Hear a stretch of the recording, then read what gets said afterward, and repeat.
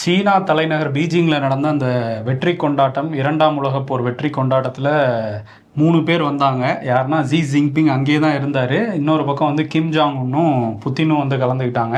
இந்த 3 பேரும் நடந்து போனதை பார்த்துட்டு ரொம்ப கோவமாயிட்டார் போல் ட்ரம்ப்பு. இவங்க 2 பேரையும், அதாவது புத்தினையும் கிம்மையும் கூப்பிட்டு வச்சு எங்களுக்கு எதிராக சதித்திட்டம் தீட்டிக்கிட்டு இருக்காரு ஜி ஜின்பிங் அப்படின்னு சொல்லிட்டு அவர் வந்து சொல்லியிருக்காரு.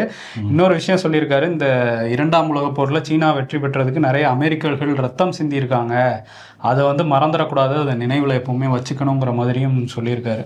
ஓகே, இன்னொரு பக்கம் அந்த நார்த் கொரியாவுடைய அதிபர் கிம் ஜான் உன் அவர் சீட்டில் உட்காந்து கிளம்பின உடனே அந்த சீட்டெல்லாம் கூட வந்து தொடச்சிருக்காங்க.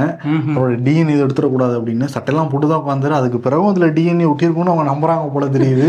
ஆமாம், அது வந்து புதினுக்கும் நிறைய விஷயங்கள் சொல்லுவாங்க, பெட்டியெல்லாம் கூட எடுத்துகிட்டு வருவாங்கன்ட்டு. அதேமாதிரி பாகிஸ்தானுடைய பிரதமர் ஷபாஸ் ஷெரீஃப் அவரும் புத்திங்கிட்டலாம் வந்து பேசுறாரு, நீங்க இந்தியாவோட ரொம்ப இணக்கமா இருக்கீங்க, பட் எங்க கூட இணக்கமா இருங்கன்னு ரெக்வஸ்ட்லாம் வந்து வைக்கிறாரு. அவர் வச்சு நிறைய ட்ரோல் வீடியோஸ் எல்லாம் கூட வந்து பார்க்க முடியும். ரொம்ப தடுமாறுறாரு அப்படின்னு கூட தெரிஞ்ச வீடியோக்கள் பாக்குறப்ப. ஆமா, இன்னொரு விஷயம் என்னன்னா, ட்ரம்ப் வந்து இந்தியாவோட வரி மட்டும்தான் பிரச்சனை, மற்றபடி நாங்கள் வந்து நல்ல ரிலேஷன்ஷிப்ல இருக்கோம் அப்படின்னு சொல்லியிருக்காரு. சொல்லித்தான் ஆகணும்.